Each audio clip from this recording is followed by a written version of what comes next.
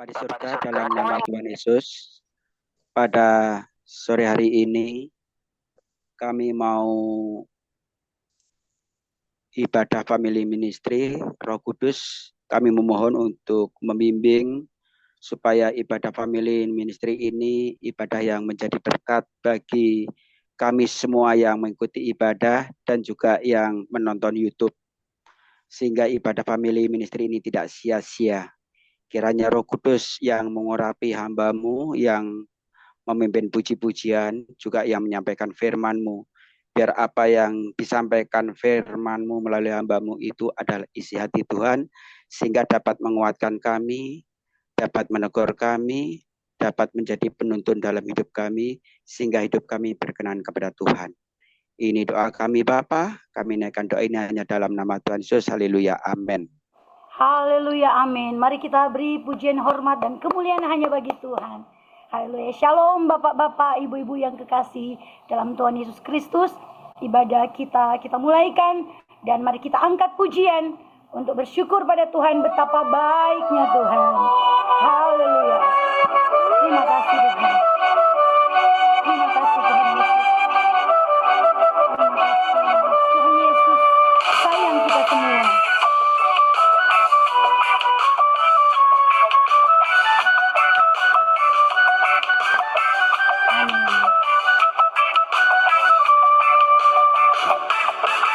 Betapa heran, betapa mulia kasih Yesus Kristus yang dicurahkan.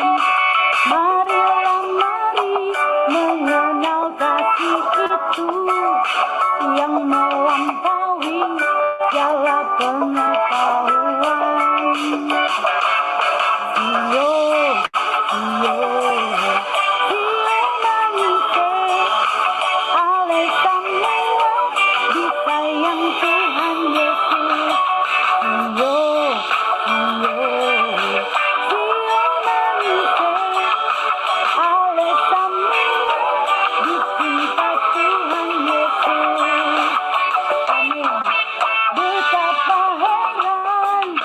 Betapa mulia kasih Yesus Kristus yang dicurahkan. Marilah mari mengenal kasih itu yang melampaui segala pengetahuan.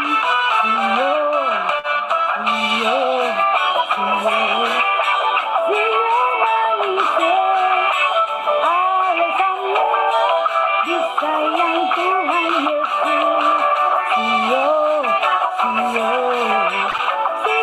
manusia, alasan semua dicinta Tuhan Yesus. Amin. Kita semua dikasih Tuhan Yesus, kita semua dicinta oleh Tuhan Yesus. Mari kita memuji membesarkan namanya, sebab Dia baik sekali. Haleluya. Terima kasih Tuhan Yesus. Kami memuji kebesaran-Nya. Kami bersyukur Tuhan, Engkau sungguh-sungguh manusia. Sio manusia, alasannya disayang Tuhan Yesus. Sio manusia, alasannya dicinta Tuhan Yesus. Alasannya dicinta Tuhan Yesus. Alasannya dicinta Tuhan Yesus. Terima kasih Tuhan. Terima kasih kami dicinta oleh Tuhan. Haleluya. Amin, amin. Lagi ada yang Akan ngisi kepala menyembah Tuhan. Haleluya. Tuhan Yesus baik sekali. Mari kita fokuskan hati dan pikiran kita untuk menyembah Tuhan. Kita katakan, Tuhan kita besar. Haleluya. Haleluya. Terima kasih Tuhan. kita punya Allah yang besar, yang senantiasa mengasihi kita, memberkati kita. Terima kasih Tuhan.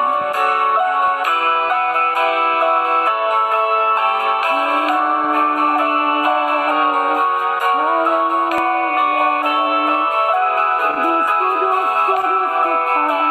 Kudus, kudus, kudus Tuhan. Haleluya.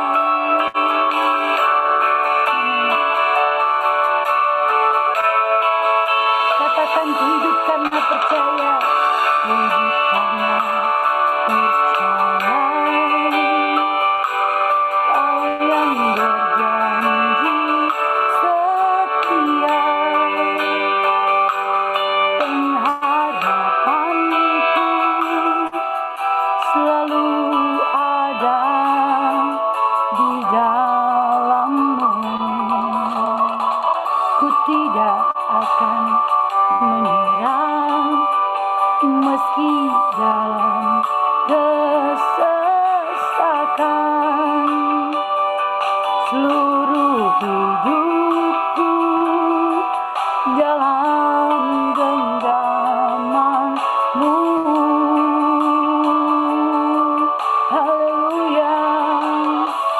Aku punya Tuhan yang besar, yang telah berjanji dan sanggup menggenapi imanku. Bersepakat percaya kuasa-Nya.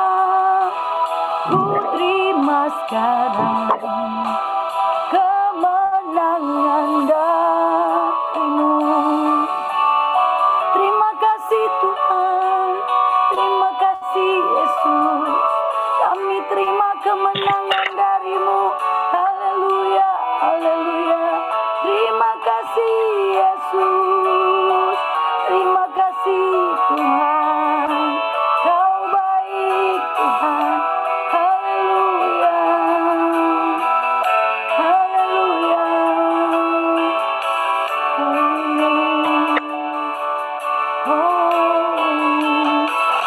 ku tidak akan menyerah. Jangan pernah menyerah meski dalam kesesakan. Haleluya.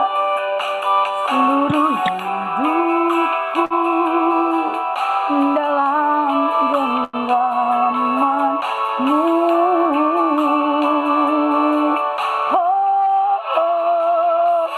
Aku punya Tuhan yang besar, yang telah berjanji dan sanggup menggenapi imanku.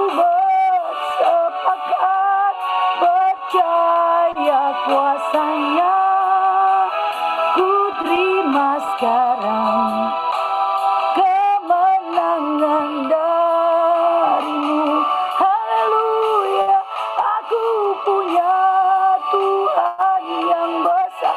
Katakan aku punya Tuhan yang besar, yang telah berjanji dan sanggup menggenapi imanku. Bersepakat percaya kuasa-Nya. Oh haleluya. Kami terima sekarang Tuhan kemenangan. Haleluya, haleluya, haleluya. Mari kita sembah Tuhan, sembah Dia, sembah Tuhan, sembah Dia yang memberi kita kemenangan. Haleluya. Kudus, kudus, kudus Tuhan. Haleluya. Kami punya Allah yang besar. Haleluya. Haleluya. Terima kasih Tuhan. Terima kasih buat kebaikan-Mu Bapa. Haleluya, haleluya. Kudus,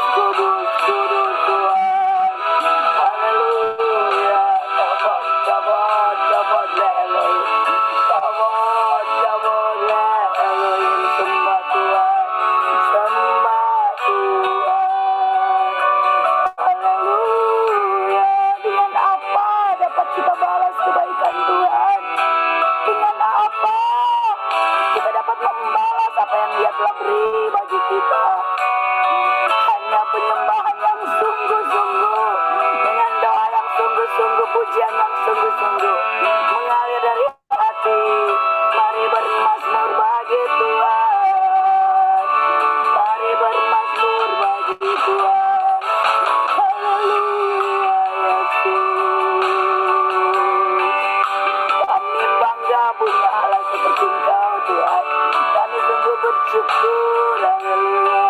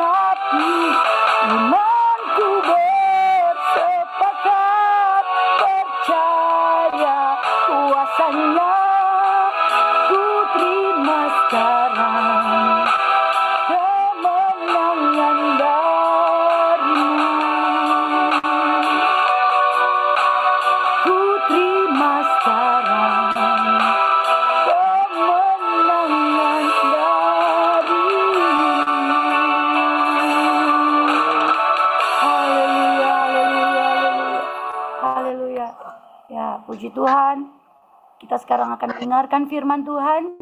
Dipersilakan buat hambanya. Haleluya.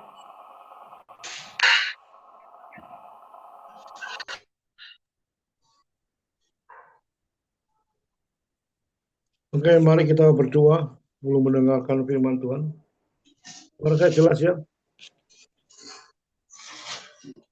Mari kita berdoa. Terima kasih dan puji syukur ya Bapa di surga. Pada sore ini Tuhan beri kesempatan pada hamba-Mu, orang yang paling hina ini, untuk bisa menyampaikan kebenaran firman Tuhan. Roh Kudus, tolonglah hamba-Mu. Di tengah-tengah kelemahan-kelemahan hamba, kiranya Engkau berikan kekuatan secara khusus. Sehingga apa kami sampaikan adalah kebenaran yang betul-betul dari Engkau sendiri ya Tuhan.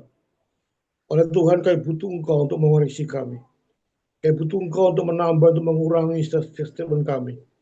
Sehingga apa yang kami sampaikan adalah kebenaran yang betul-betul dari Engkau sendiri Tuhan. Bukan dari otak hamba, bukan dari pengalaman hamba Tuhan.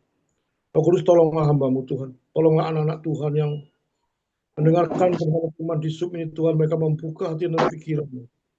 Pada saat kebenaran firman itu memberikan kekuatan, penghiburan, bahkan teguran-teguran mereka membuka hati yang paling dalam. Sehingga mereka pulang dengan damai sejahtera Engkau sendiri ya Tuhan. Berkati Zoom ini Tuhan dari awal pertengahan hingga akhir, baik itu videonya, baik itu internetnya, wifi-nya, jaringannya, suaranya, semuanya Engkau kuasai Tuhan. Tuhan berfirman-Lah, hamba siap untuk mendengarkan kebenaran firman Tuhan. Di dalam nama Tuhan Yesus, hamba berdoa dan mengucapkan syukur yang percaya katakan, amin. Saudara, kita langsung membuka di dalam Mazmur 13, saudara.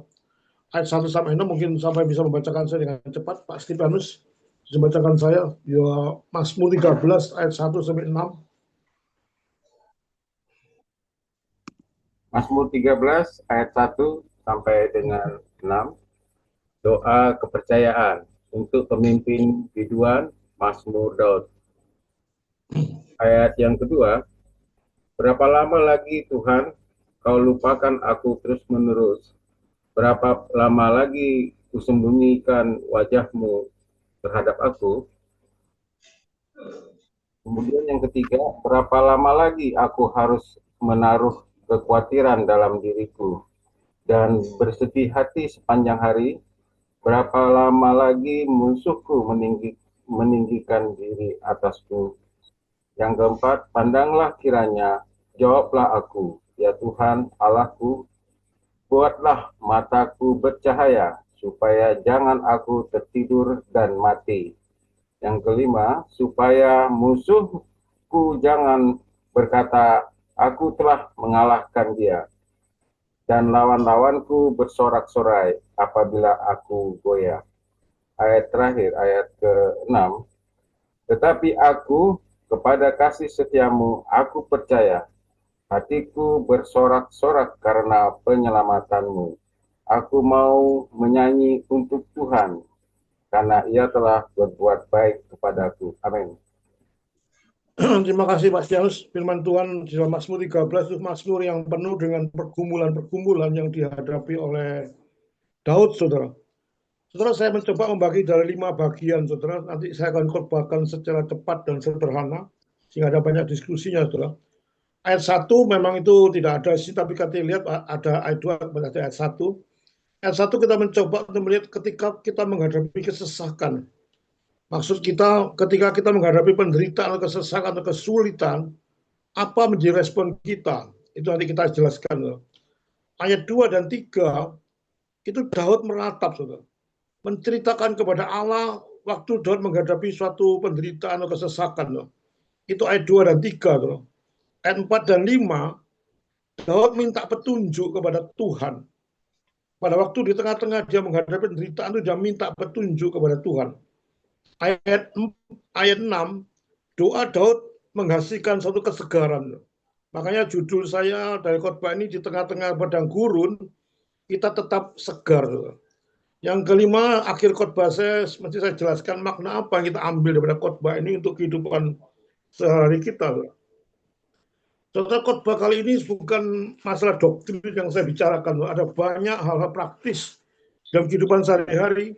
Sehingga nanti ada banyak kesaksian-kesaksian yang saya ungkapkan. Memang saya jarang berkhotbah kesaksian, tapi ini temanya ada tema dan kehidupan sehari-hari yang menghadapi kesulitan. Saudara. Sehingga saya banyak mengambil kesaksian-kesaksian yang berhubungan dengan ayat-ayat yang saya akan bahas. Saudara. So, mari kita bahas ayat 1. Saudara. Ketika kita menghadapi kesusahan atau penderitaan, apa respon kita? Setelah saya pikir ya, ini cuma pendahuluan khotbah saya. Saudara. Saya akan memberikan pertanyaan-pertanyaan kepada saudara dan saya, supaya khotbah saya ada 2 arah. Saudara. Setelah bertahun-tahun yang lalu ya, sebelum HP muncul ya, coba saudara pikirkan siapa yang mengalami HP Pak Anwar mungkin mengalami seperti saya, belum ada waktunya waktu saya itu ada telepon rumah. Saudara. Sebelum HP muncul, saudara, ketika Anda berada di rumah teman atau ada pertemuan tertentu, pergi kemana-mana, tiba-tiba ada pengumuman. Ini Pak Liman ada telepon dari rumah. Itu semua banyak terjadi tuh. Waktu saya dulu main badminton, saya ditelepon melalui badmintonnya. Ini Pak Liman ada telepon dari rumah. Tiba-tiba nyonya saya melahirkan. Itu satu keadaan dulu, saudara. Tapi pertanyaan saya pada saudara, ketika saudara dipanggil oleh seseorang, ini Pak Liman atau Pak Anwar ada telepon dari seseorang. Pertanyaan saya, apa dalam benak pikiran saudara? Coba ada 2 arah. Apakah ini berita buruk atau berita baik? Itu menjadi pertanyaan saya. Pada waktu dipanggil oleh seseorang, ini ada telepon. Zaman dulu kan tidak ada HP, tidak ada apa gitu. Sekarang tidak ada usum, ini zaman dulu, saudara. Apa menjadi respon saudara? Kabar baik atau kabar buruk, saudara? Coba ada satu arah, saudara bisa ada pertanyaan, saudara. Siapa yang bisa jawab? Nggak apa-apa, saudara. Jawab aja, saudara. Kabar baik atau kabar buruk yang seringkali dalam otak saudara itu apa, saudara? Pak Stefanus bisa jawab kabar buruk atau kabar baik, Pak, pada waktu terjadi itu, Pak? Ya, pada waktu itu kabar buruk karena ada perubahan evolusi teknologi ya. Itu, Pak. Itu enggak, maksud saya pada waktu Pak Stefanus pergi ke tempat teman, rumahnya teman atau kemanten, tiba-tiba di rumah ada telepon berdering, orang itu bilang ada yang namanya Pak Stefanus ya, ada orang mengatakan ini pasti ada telepon. Pada waktu orang mengatakan demikian, dalam benak Pak Stefanus itu ada, ini apa, kabar buruk atau kabar baik? Itu pertanyaan saya, Pak Stefanus. Saya belum bisa mengatakan itu baik atau buruk karena kita harus tahu dulu, Pak, dari siapa dan tentang apa gitu. Itu enggak, pertanyaan cuma dijawab 2, Pak. Pertanyaan saya tidak membias ke lain-lainnya. Pada waktu nama Pak Stefanus disebutkan oleh orang, ini Pak Stefanus ada telepon. Seketika juga tersirat dalam pikiran Pak Stefanus itu ada kabar baik atau kabar buruk. Ini cuma satu pertanyaan, Pak, supaya saya bisa merespon itu bagaimana cara menghadapi masalah. Kabar baik, Pak. Kabar baik. Kabar baik. Sama Ya, lagi, kalau saya beda, lebih banyak berpikir, wah ini pasti buruk ini. nah itu dua-dua beda loh. Pak Stefanus, wah ini ada kabar baik. Pak Alfa bilang ini pasti ada kabar buruk. Saya banyak bertanya pada orang dulu, kamu kalau berarti pun semuanya rata-rata mengatakan ini kabar buruk. Jarang yang mengatakan kabar baik. Wah ini ada apa-apa nih mesti. Kalau nggak ada apa-apa ya mungkin nggak ada telepon itu muncul kabar buruk. Memang kita nih manusia ada penuh penderitaan. Nggak mungkin kita sebagai anak Tuhan itu tidak ada penderitaan. Jelas bahwa syarat ikut Tuhan itu adalah pikul salib dan sangkal diri. Itu nggak bisa resep lebih manjur lagi. Nggak ada paket mengatakan ikut Tuhan semuanya beres. Semuanya bisa semut, bisa enak semuanya. Penyakit beres semua, masalah nggak ada. Saudara, kita makin banyak ikut Tuhan, makin banyak masalah kita hadapi. Itu satu fakta. Saudara. Kita ini seperti orangnya di tengah-tengah padang gurun yang gersang, penuh panas, nggak ada pemandangan yang enak. Kita bagaimana saudara menghadapi orang-orang yang kekeringan rohani di padang gurun yang seperti dialami seorang janda yang baru tinggal suaminya. Dia pasti penuh dengan penderitaan. Saudara. Bagaimana seorang ayah yang tiba-tiba di PHK? Ada banyak saudara jumpai itu. Ini anak masih SMP, SMA, tiba-tiba saya dalam pekerjaan saya di PHK. Sesuatu yang begitu buruk terjadi. Loh. Ada orang yang sakit berbulan-bulan. Yang tidak pernah sembuh-sembuh dan penyakit itu kanker yang tidak bisa kunjung selesai. Loh. So, ada banyak, saudara. Persoalan-persoalan di dunia sehingga kita mengalami satu hal yang sangat tidak enak. Saudara. Di Surabaya pada waktu 2024 ada 4 orang bunuh diri. Saudara. 1 orang tua, 3 seorang pemuda. Saudara. Yang 1 65 tahun itu bunuh diri karena mengatakan dia sudah tua, tidak bisa kerja apa-apa, nggak punya uang, nggak ada penyakitnya susah disembuhkan. Oke lah kita maklum itu umur 65 tahun. Tapi 3 orang lainnya pemuda semua, pemudi-pemuda. Semuanya orang kaya, punya uang, sehat semuanya. Tapi dia tetap melakukan bunuh diri. Satu penderitaan yang tidak dapat dipungkiri. Manusia hidup tidak lepas dari masalah. Siapa yang ada di Zoom ini yang tidak pernah menghadapi masalah? Saya yakin semua pasti dari masalah, baik itu tua, muda, kaya, miskin, pasti dari masalah, cuma masalahnya beda-beda. Kita hidup di tengah dunia yang penuh dengan kompleks, penuh dengan intrik, penuh dengan kejahatan, melelahkan. Ini pertanyaannya ketika kita menghadapi kesesakan atau penderitaan, apa respon kita? Ini bedanya antara anak Tuhan dengan anak bukan Tuhan. Pasti kita merespon yang berbeda, saudara. Kalau kita anak Tuhan, bagaimana meresponnya? Nanti kita akan jelaskan bagaimana Daud merespon ini. Ayat 2-3. Daud pada waktu menghadapi satu begitu beratnya setengah mati. Dia meratap kepada Allah. Saudara, ketika masalah datang, saudara, sebagian orang cenderung menghindari. Saudara. Teman saya itu orang kaya, saudara. Dia menghadapi masalah keluarganya, menghadapi masalah anaknya, sehingga dia menghindar ke luar negeri, kemana-mana, ke disco, ke minum-minum. Karena kenapa sih kayak gitu? Aduh, sumpek di rumah. Dia pikir dengan menghindari itu masalah itu akan selesai, tidak pernah selesai. Dia bertindak dimanapun juga di situ akan masalah tetap ada. Setelah Mazmur 13 yang pasti harus baca, itu dalam Mazmur yang mengutarakan betapa beratnya Raja Daud menghadapi pergumulan. Di situ disebutkan ada kekecewaan, ada ketakutan, ada penderitaan. Dia menghadapi musuh-musuh orang Filistin yang begitu kuat, begitu banyak. Dia takutnya luar biasa. Di samping itu dia menghadapi penyakit, Daud. Satu sakit yang begitu berat dialami oleh Daud. Walaupun itu tidak ada dalam Alkitab. Dalam sejarahnya pada waktu dia menghadapi penyakit, menghadapi orang Filistin dan sebagainya. Sehingga dikatakan Mazmur 13 itu Mazmur yang penuh dengan satu pergumulan kepada Daud. Ini dibuktikan dengan ayat 2 dan ayat 3. Ayat 2 mengatakan, berapa lama lagi Tuhan kau lupakan aku? Selamakah? Berapa lama lagi kau sembunyikan wajahmu terhadap aku? Ayat 3 dikatakan, berapa lama lagi aku harus menahan kesakitan dalam jiwaku? Berapa lama lagi menahan kesedihan, kalau bahasa Surabaya, Kapan sih Tuhan entek? Rasanya aku menderita itu entek rasanya. Itu bahasa Surabaya. Berturut-turut, berlarut-larut, dan terus waktunya tuh cepat sekali tuh.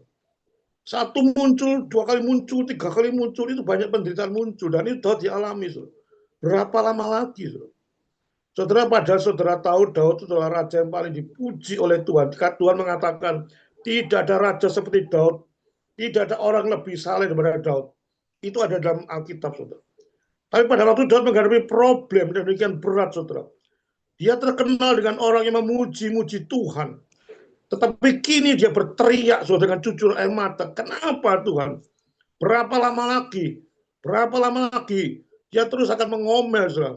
Di dalam ada tafsir-tafsir mengatakan, dia dalam keadaan sedang ngomel, dulu Tuhan kau tolong aku. Pada waktu menghadapi Goliat, kau tolong aku. Dalam menghadapi binatang buas, kau tolong aku. Tapi kenapa saat ini kau diem? Kenapa di tengah-tengah kondisi yang krisis ini kau diem 1000 bahasa Tuhan? Berapa lama lagi Tuhan? Ini orang-orang sudah menyerang aku, menyerbu aku pada titik-titik yang kritis. Tapi pada saat yang kritis itu kenapa engkau diam? Mengapa engkau tidak bergerak? Dulu engkau menolong, sekarang tidak menolong. Sudah jiwa Daud dipenuhi oleh konflik-konflik antara iman dan realitas. Saudara. Iman Daud memang menanti pertolongan Tuhan. Berdoa atau minta untuk Tuhan. Tapi realitasnya, saudara, dia diam 1000 bahasa. Saudara. Saudara, di dalam kehidupan sehari-hari saudara, pertanyaan saudara kepada saudara, pernahkah saudara mengalami apa yang dialami oleh Daud, saudara? Semua orang pernah mengalami, saya juga pernah mengalami seperti ini, saudara. Pernahkah saudara disudutkan dari berbagai sisi sehingga saudara disalahkan banyak orang? Mungkin saudara dikhianati oleh teman sekerja saudara. Teman saya tidak menyangka bahwa teman sekerja saya membantai saya sehingga saya disingkirkan. Teman sepelayanan, ada banyak bukti-bukti teman sepelayanan, satu-satu pelayanan antara pendeta senior dan junior, banyak terjadi konflik. Belum lagi suami istri, belum lagi dengan anak, menantu, mertua. Bahkan pimpinan saudara pendeta pun sering kali mengecewakan saudara. Sakit penyakitnya menyiksa saudara. Kemarin saya ada kebaktian, memimpin kebaktian, tiba-tiba ada orang bersaksi, saudara. Tiba-tiba istrinya tidak ada apa-apa di kronis stadium 4, saudara.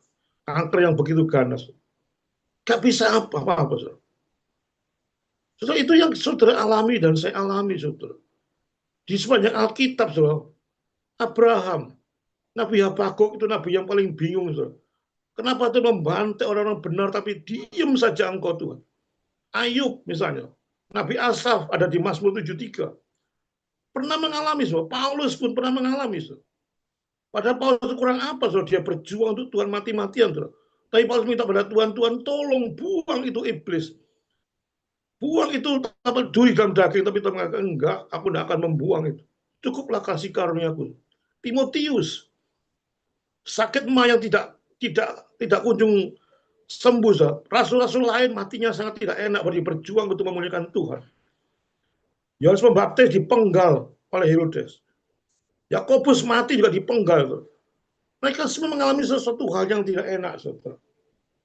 Saudara tahu ada satu lagu mengatakan nyamanlah jiwaku, saudara. Mungkin orang-orang kuno mungkin tahu, saudara, yang pernah di gereja yang mainstream itu nyamanlah jiwaku. Itu dikalang oleh orang benar.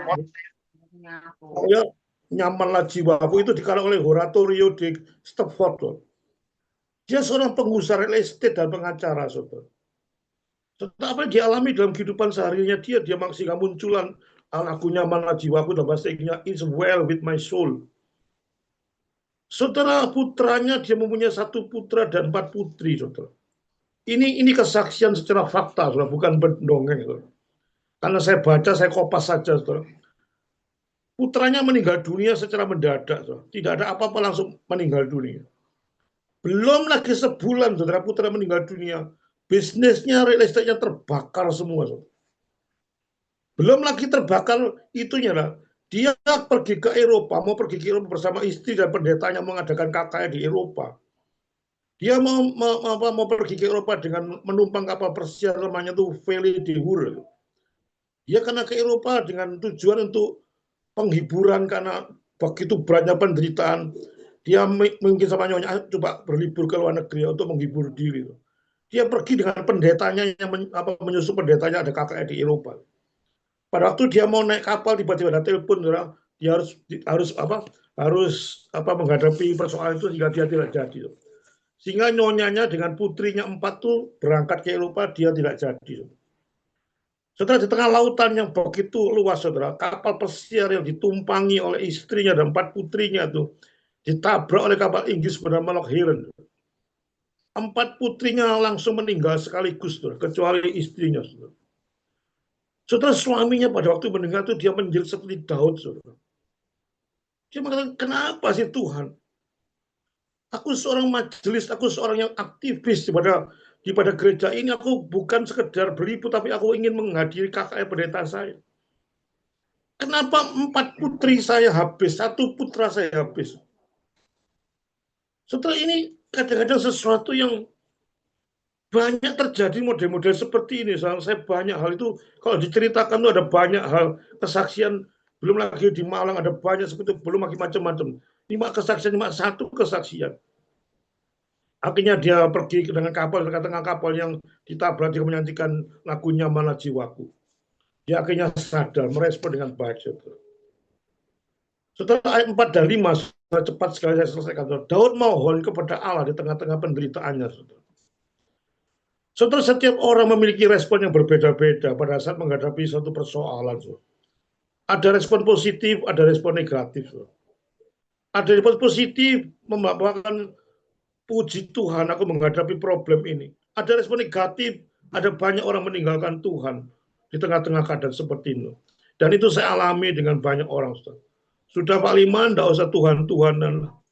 Sejak aku dibaptis, aku dulu ikut kelenteng, dibaptis oleh pendeta. Belum dibaptis 2 hari lagi mobil saya hilang. Seminggu lagi anak saya sakit. Rasanya saya nggak kuat menghadapi sesuatu yang saya dulu pada waktu ikut kelenteng semuanya serba enak. Serba baik semuanya. Kenapa tiba-tiba demikian, saudara? Dia langsung mengatakan suatu hal, mulai sekarang saya tidak pergi ke gereja. Persis seperti saya alami, saudara.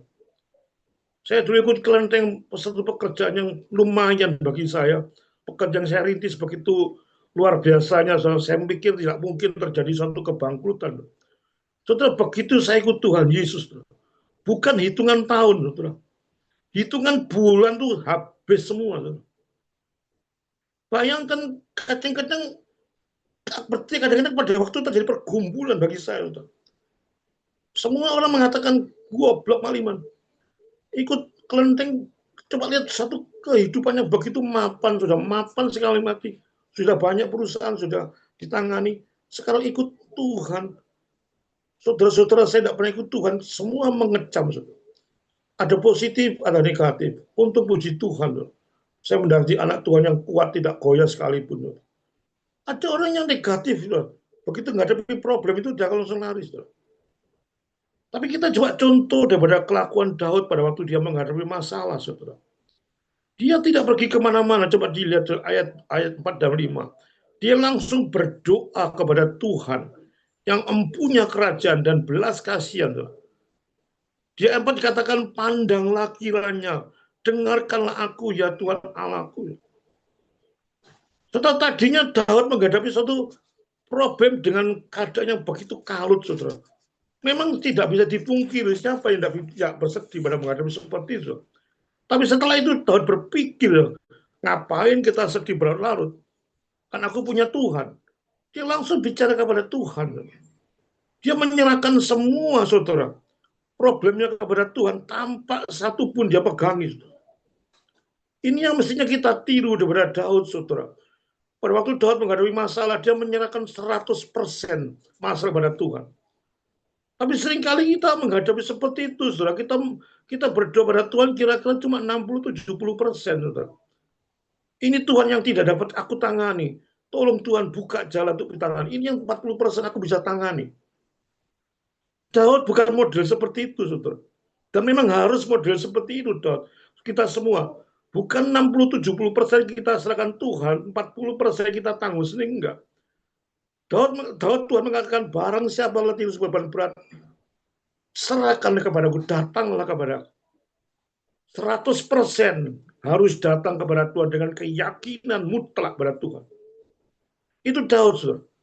Sehingga membuat Daud itu sukacita dan damai sejahtera pada waktu dia berdoa, saudara. Dan ayat 6, saudara, doa Daud menghasilkan suatu kesegaran. Saudara, bagaimana Daud bisa bersukacita di tengah-tengah penderitaannya, saudara. Daud itu dipojokkan, saudara. Cuma satu penderitaan penyakit, dia menghadapi satu masalah begitu berat dengan musuh-musuh menganggap dia. Saya tanya pada saudara itu, pada waktu Daud berdoa kepada Tuhan, menyerahkan seluruh problemnya, menyerahkan seluruh kehidupannya kepada Tuhan. Apakah Daud setelah selesai berdoa masalah itu lenyap, saudara? Apakah Daud pada waktu berdoa dia membuka matanya, wah tiba-tiba musuhnya lari semuanya, tiba-tiba penyakitnya sembuh semuanya, sehingga semuanya beres semuanya. Apa demikian, saudara, di dalam Mazmur 13? Saya rasa tidak, saudara. Pada waktu Daud membuka matanya, masalah tetap ada di dalam kehidupan saudara saya. Pada waktu Daud selesai berdoa pada Tuhan, dia membuka mata, musuh bahkan makin mendekat, saudara.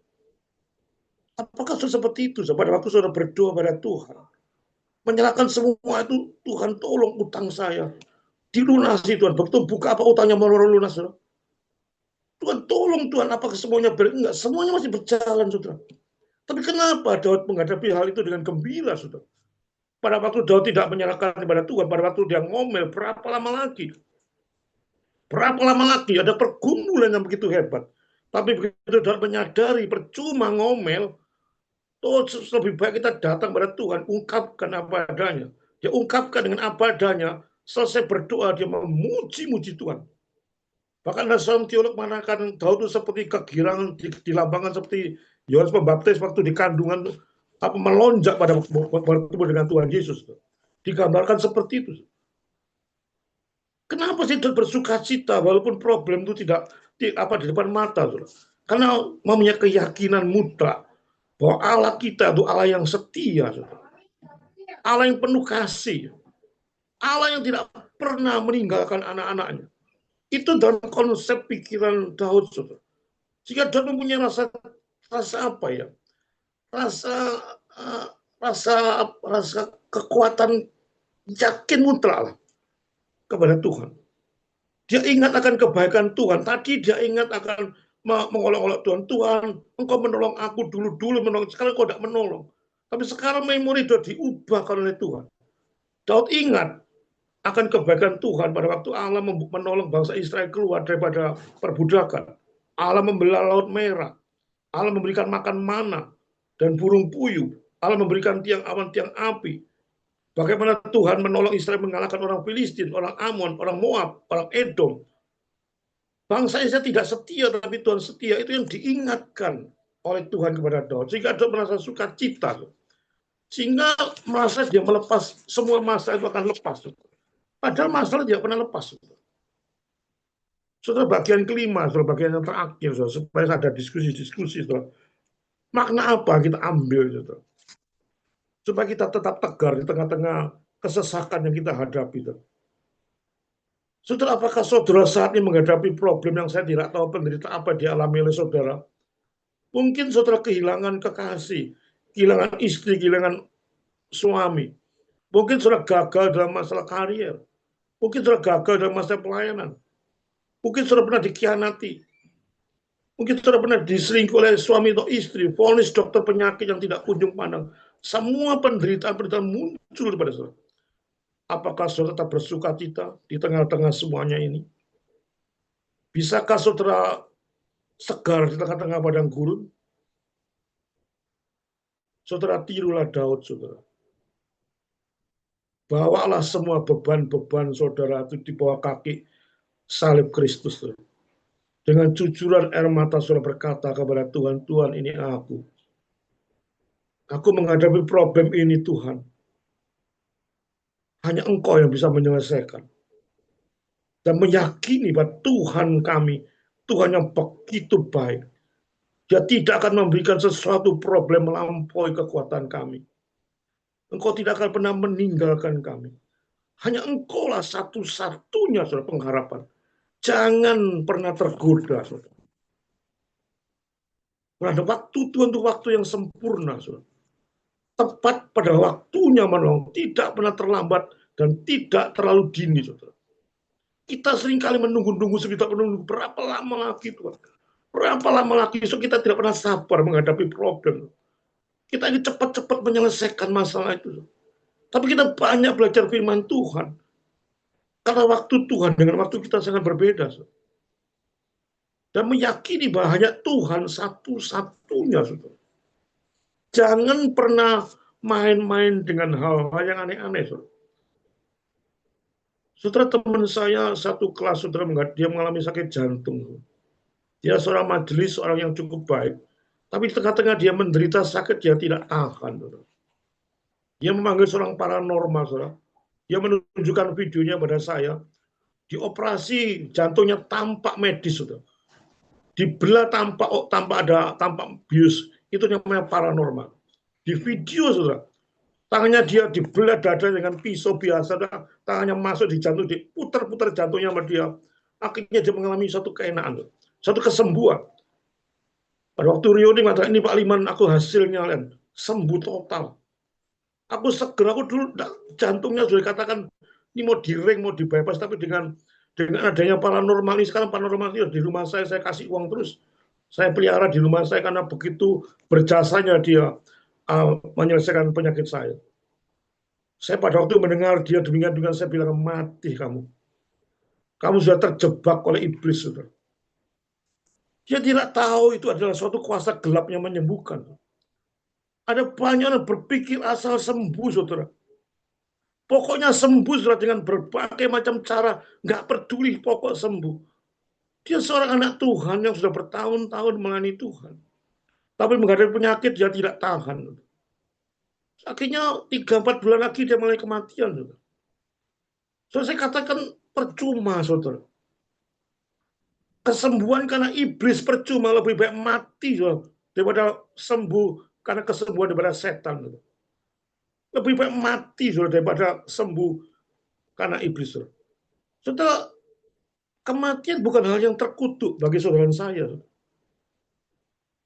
Kematian itu hal yang menyenangkan bagi saudara saya.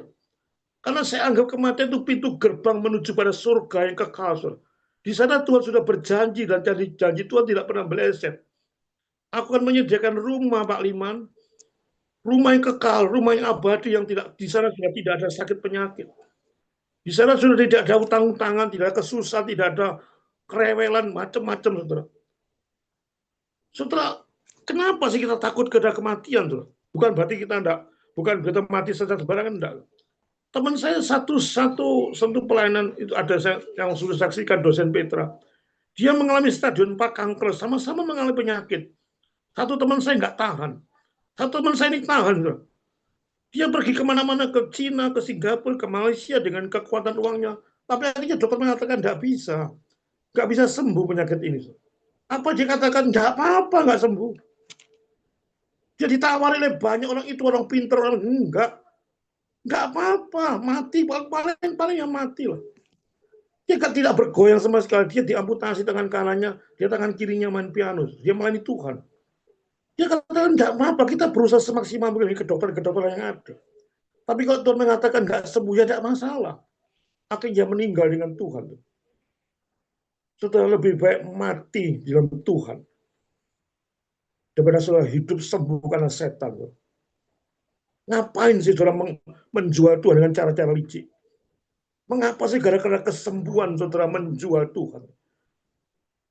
Gara-gara dapatkan jodoh, saudara jual Tuhan. Banyak orang menjual Tuhan gara-gara masalah-masalah secara jasmani. Pada waktu anak saya sakit, saudara. Waktu lahir dia mengalami sakit, saudara. Sama 2 bulan di rumah sakit dengan banyak satu alat-alat yang begitu luar biasa. Ada orang godaan-godaan itu muncul. Itu ada orang gini yang saya bilang enggak peduli saya, kalau mati ya mati, nggak peduli mati saya. Kalau mati dalam Tuhan, lebih baik mati dalam Tuhan daripada hidup karena setan. Saudara, bagaimana saudara mempertahankan ketuhanan dalam hidup saudara sampai mati saudara pertahankan. Dan itu ada Roma 8. Coba kita baca terakhir, saudara, nanti kita selesaikan khotbah dengan ayat ini, saudara. Minta Pak Siwanus membacakan ayat ini, Roma 8, 35 sampai 39, Pak Siwanus. Siapa bisa membacakan dengan cepat, kita akhiri khotbah ini. Roma 8, 35 sampai 39. Siapa bisa membacakan secara cepat aja.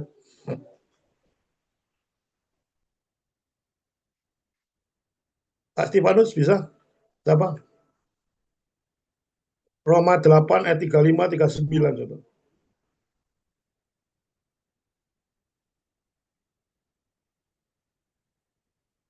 Bu Michael mesti membacakan, Bu Michael. Bu Michael.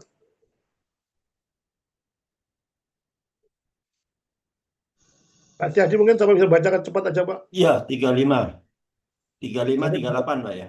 35 sampai 39, Pak. 39. Siapakah yang akan memisahkan kita dari kasih Kristus? Penindasan atau kesesakan, atau penganiayaan, atau kelaparan, atau ketelanjangan, atau bahaya, atau pedang. 36. Seperti ada tertulis, oleh karena engkau kami ada dalam bahaya maut sepanjang hari. Kami telah dianggap sebagai domba-domba sembelihan. 37. Tetapi dalam semuanya itu kita lebih daripada orang-orang yang menang. Oleh Dia yang telah mengasihi kita. 38. Sebab aku yakin ya, bahwa baik maut maupun hidup, baik malaikat-malaikat maupun pemerintah-pemerintah, baik yang ada sekarang maupun yang akan datang. 39. Atau kuasa-kuasa baik yang di atas maupun yang di bawah, atau sesuatu makhluk lain tidak akan dapat memisahkan kita dari kasih Allah yang ada dalam Kristus Yesus Tuhan kita. Amin. Roma adalah Roma yang penuh dengan kekuatan. Jika Roma katakan, ini kami misalkan kita dengan Tuhan, enggak ada, saudara. Tengah-tengah penderitaan yang begitu berat sekalipun tidak bisa memisahkan Tuhan. Kesimpulan khotbah saya, saudara, secara singkat, Tuhan kita itu hidup, saudara. Dia tidak pernah bosan untuk mendengar keluhan saudara dan saya. Dan Tuhan tidak akan pernah bosan mengampuni dosa saudara dan saya. Tuhan itu datang ke dunia, Yesus datang ke dunia, dia sebagai natur manusia dengan natur Allah. Dia natur manusia pernah mengalami seperti apa yang saudara alami. Yesus pernah difitnah, Yesus pernah dibunuh, bahkan Yesus pernah diludahi, diolok-olok, dipingpong, macam-macam persoalan yang Yesus tahu apa yang saudara alami, Yesus pernah alami. Jika dia bisa menyelesaikan semuanya, saudara, dan pasti bisa menyelesaikan. Saudara, mari kita akhir khotbah saya. Mari kita bahas semua pergumulan kepada Tuhan. Apapun saudara pergumulan, saudara apa saya tidak tahu. Tapi hari saya berbicara pada saudara saya, datanglah pada Tuhan dengan cucuran air mata, dengan pertobatan serius. Meratap kepada Tuhan, Tuhan ini aku. Aku menghadapi problem demikian. Ini aku menghadapi suatu hal yang begitu enak. Saudara enak atau tidak enak, semuanya harus diserahkan kepada Tuhan. Supaya saudara tidak gampang menyerah. Pada saat menghadapi problem yang bagian berat, saudara serahkan kepada Tuhan. Pada saat menghadapi problem yang bagian enak, saudara semuanya enak. Bisnisnya enak, semuanya doa pada Tuhan. Ini Tuhan, aku dalam kondisi yang begitu mapan. Tolong Tuhan, hati-hati supaya jangan sampai lupa kepada Tuhan. Pada waktu menghadapi pergumulan Tuhan, tolong Tuhan, supaya jangan sampai saya meninggalkan Tuhan. Bila firman Tuhan memberikan saudara kekuatan di tengah-tengah situasi, kondisi apapun, saudara tetap ikut Tuhan sampai mati, saudara ikut Tuhan. Jangan pernah ikutmu diambil oleh iblis, saudara. Amin, saudara. Mari kita berdoa. Bapa di surga, terima kasih dan puji syukur kami sudah menyelesaikan kebenaran firman Tuhan. Bagaimana anak Tuhan menghadapi problem apapun tetap cinta Tuhan. Tetap mengasihi Tuhan, dan otaknya hanya satu, ada kepada Tuhan. Semuanya Tuhan, oleh karena Tuhan, hanya kepada Tuhan kami bisa hidup, saudara. Bila firman memberikan kekuatan, supaya apapun kondisi apapun yang terjadi, tetap cinta kepada Tuhan.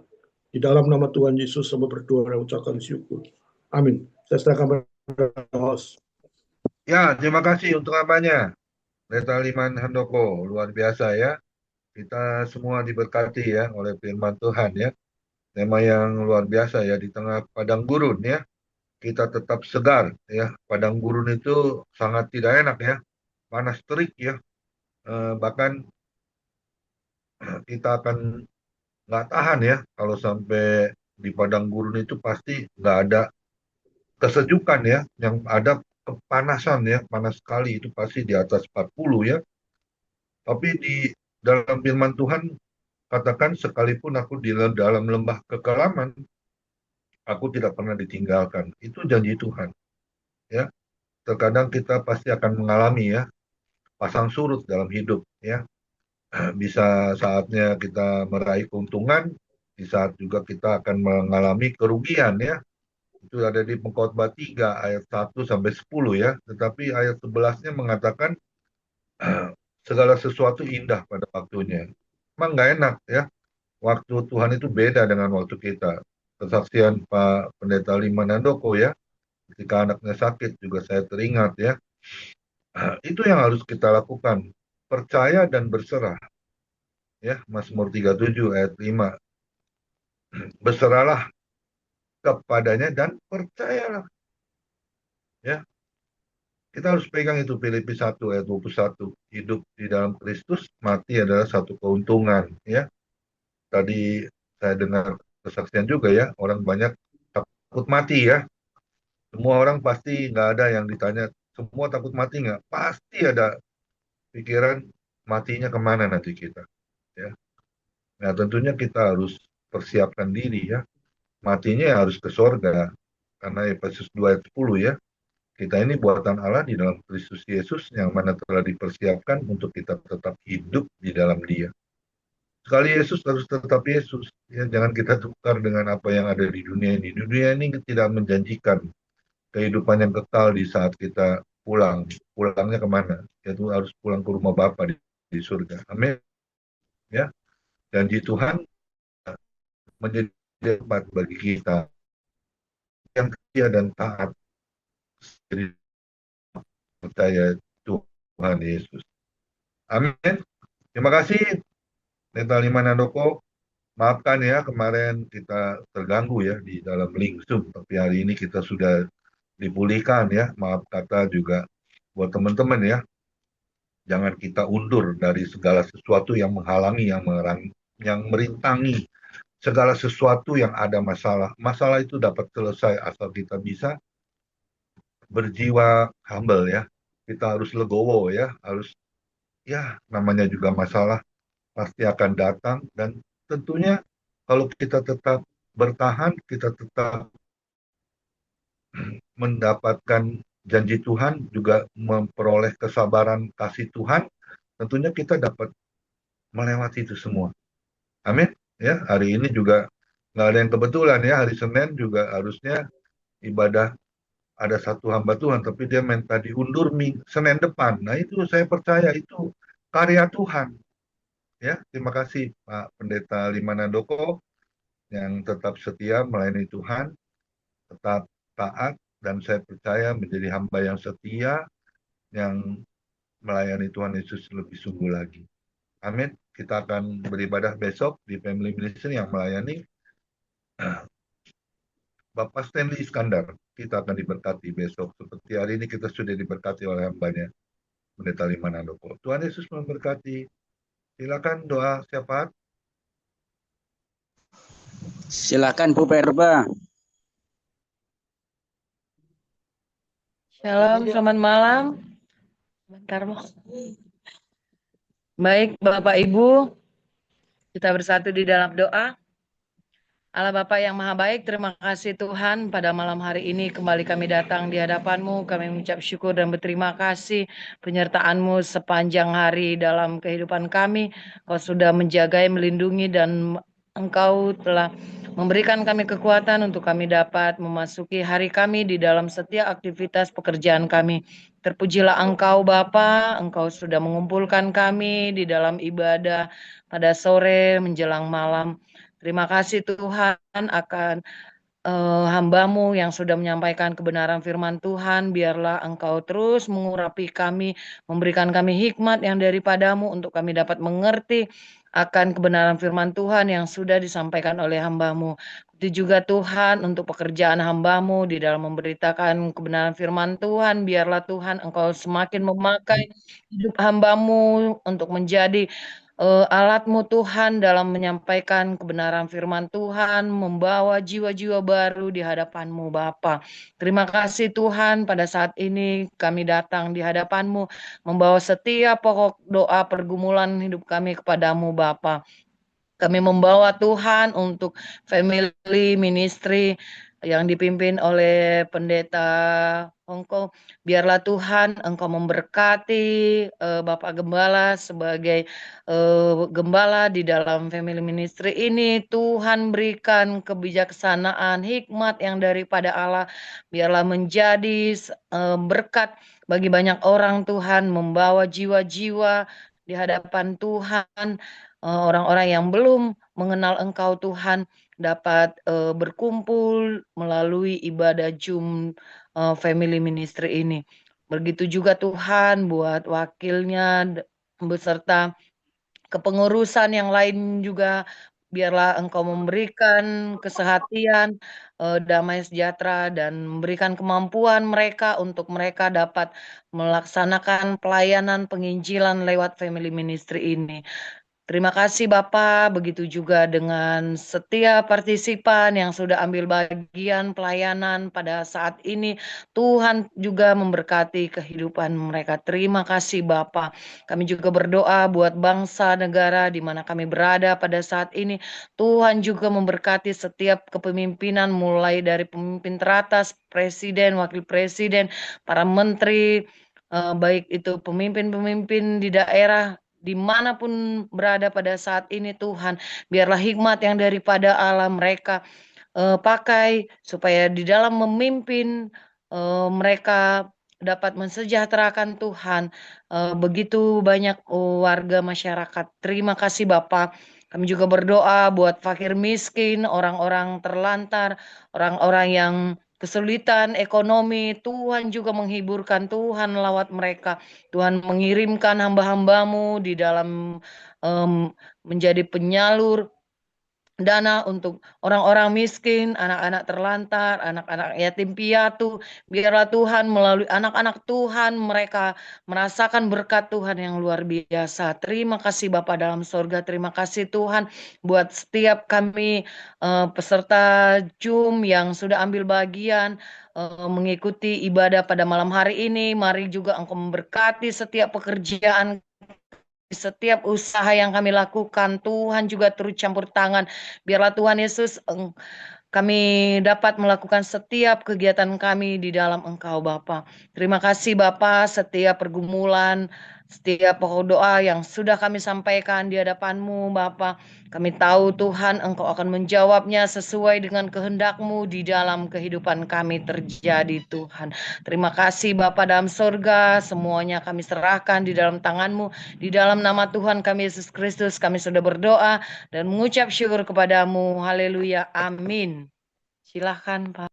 Ya, mari kita angkat kedua tangan kita di atas kepala kita tinggi-tinggi. Kita terima berkat yang datangnya dari Tuhan Yesus Kristus. Tuhan Yesus Kristus adalah kekuatan dan perisaiku, hanya kepadamu lah hatiku semua percaya. Tuhan Yesus memberkati engkau dan melindungi engkau. Tuhan Yesus menyinari engkau dengan wajahnya dan memberi engkau kasih karunia. Dan Tuhan Yesus menghadapkan wajahnya kepada Bapak Ibu yang hadir, diberinya damai sejahtera. Kiranya Tuhan Yesus memberkati kesehatan Bapak, Ibu, anak, mantu, cucu, semua dalam perlindungan Tuhan Yesus yang sempurna.